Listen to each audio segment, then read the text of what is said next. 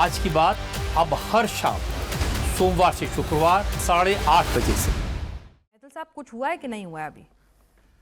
धन्यवाद पिनाज जी। पहले तो आपको यहाँ उपस्थित जनसमूह को और पूरे देश को भारत माता की जय, वंदे मातरम। देखिए, हमने शुरुआत से ही ये कहा कि यदि कुछ हुआ है तो अभी भी यदि है, मुझे या तो बोलने नहीं का तभी मौका तो पूछ रही हूँ, यही तो मेरा सवाल था कि अभी भी यदि बाकी रह गया है। अभी या तो वो 150 पन्नों की जो रिपोर्ट है वो या तो आप अभी पढ़ के मुझे सुना दीजिए, मुझे बता दीजिए किस किस के खिलाफ एसआईटी ने उसमें क्या क्या लिखा है, वो अच्छा है। अन्यथा मैं जो अपने शब्दों पे हूं कि यदि किसी ने कोई भी अपराध किया है रामलला विराजमान के इस भव्य और दिव्य मंदिर में तो उसको बख्शा नहीं जाएगा। उसका जो है इलाज होगा, दूध का दूध और पानी का पानी होके रहेगा। इस चीज को श्रद्धेय मुख्यमंत्री योगी आदित्यनाथ जी ने स्पष्ट किया, स्पष्ट कहा, पूरे देश और पूरे विश्व के सामने अयोध्या जी में आके कहा। और मैं आपको एक बात बता दूं कि यहां पर किसी को बचाया जाने, जैसे कि आपने बोला अभी अपने ओपनिंग कमेंट्स में कि छोटे पकड़े जाएंगे, बड़े छोड़ दिए जाएंगे, तो मैं आपको एक बात स्पष्ट कर दूं, योगी आदित्यनाथ जी का जो ट्रैक रिकॉर्ड है वो ये है कि वो किसी को बख्शते नहीं हैं।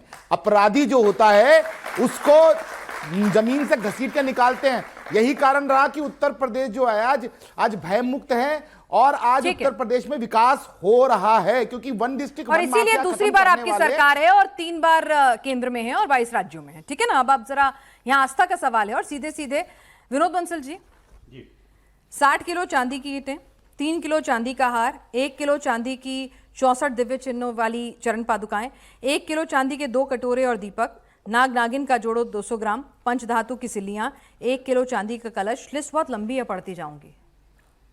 अब तो दान देने वाले भी सामने आ गए हैं, अभी भी कहेंगे ये सब काल्पनिक है, हुआ ही नहीं है। सबसे पहले तो आपके सभी दर्शकों को जय श्री राम।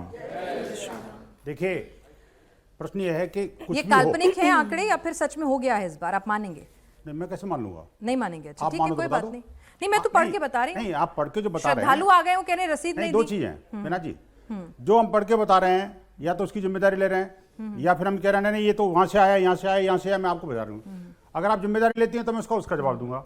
अगर आप कहते हैं नहीं मेरे पास सोर्सों से आंकड़े हैं तो मैं किसी भी सोर्स के आंकड़े पर ना मैं खुद विश्वास करूंगा ना मुझे आंकड़े ऐसे पढ़ने की जरूरत ही नहीं पड़ती। चंपत राय जी आगे आते, अनिल मिश्रा जी आगे आते, गोपाल राव जी आगे आते, प्रेस कॉन्फ्रेंस कर देते। सर आया ना जी, प्रेस कॉन्फ्रेंस कर देते, बता देते कि ये सब आंकड़े सही हैं कि गलत बोल रहे हैं जी। सबसे पहली जांच में तो चंपत राय जी का ही इंटरव्यू हुआ है, चंपत राय जी से ही बातचीत हुई है, उन्होंने खुद ऑफर किया है, ऐसा नहीं है। और चंपत राय जी ने ही तो ये एसआईटी जांच की मांग की है, बिना एफआईआर करवाए। क्या जी? बिना एफआईआर करवाए एसआईटी बनी है सर? नहीं, एफआईआर की जरूरत नहीं है। अच्छा, जरूरत आप समझिए मेरी बात को। देखिए, दो बातें कानून पढ़ लूंगी मैं दोबारा। देखिए, आपके दर्शकों को समझना बहुत जरूरी है। समझाइए। एफआईआर करने के बाद में क्या होता है कि एक अधिकारी जो है वो जांच करता, एसआईटी जांच करने के बाद में विशेषाधिकारी जांच करते हैं और समग्र रूप से सारी चीजों की जांच करते हैं। देखिए, एफआईआर करानी चाहिए किसको? जिसने पहले एलिगेशन लगाया उसने एफआईआर दर्ज नहीं कराई ना। 21 में जब वो जमीन की बात आई तब एफआईआर दर्ज कराई ना, आज जो एलिगेशन लगाए उनमें एफआईआर दर्ज कराई नहीं। ये कोर्ट में गए, कन्वर्ट क्यों नहीं कर लिया एफआईआर में? जो तहरीर दी गई है, दुबे साहब तो आपके अपने ही हैं, उनकी भी नहीं मानी गई। आपके अपने क्या? मेरे तो सारे ही हैं। अच्छा, ये जितने पैनलिस्ट हैं वो भी सब मेरे ही अपने। ठीक है। और ये दर्शक भी मेरे हैं और आप भी अपनी हैं। ठीक है, मैं किसी को दूसरा नहीं मानता। देखिए, बाकी की नियत पे डाउट होगा, जिस कार सेवक ने गोली खाई उसकी नियत पे तो डाउट नहीं होगा ना। नहीं, देखिए, नहीं मैं कर नहीं, वो ठीक है। देखो, हम चंदा चोरों के साथ नहीं है। चंदा, देखिए मैं सबसे पहली बात कहूंगा कि ये चंदा नहीं है, भगवान राम की आस्था विश्वास भी आस्था का दान को, समर्पण को किसी भी तरह से चंदा कहना हिंदू समाज का अपमान है। सबसे पहली बात मैं ये करूंगा आपको। और राम मंदिर के चढ़ावे का चोरी हो जाना अपमान नहीं है हिंदू समाज का? चोरी होना तो बहुत बड़ा अपमान नहीं है, नहीं, वो तो महापाप है। वो महापाप अगर ऐसा हुआ, ये तो आपने माना। अगर ऐसा है तो महापाप है, नेचुरली महापाप है। और मैं कहता हूं उन सारे के सारे दोषियों को, अगर कोई अपराधी है, बख्शा नहीं जाएगा किसी भी हालत में। कैसे लगते हैं आपको? हाँ जी, नृपेंद्र मिश्रा जी, राम मंदिर का पूरा कामकाज उन्होंने ही देखा, बनवाने में बहुत बड़ा सहयोग रहा, दिन रात वो वहां जुटे रहे, उन पे भरोसा है?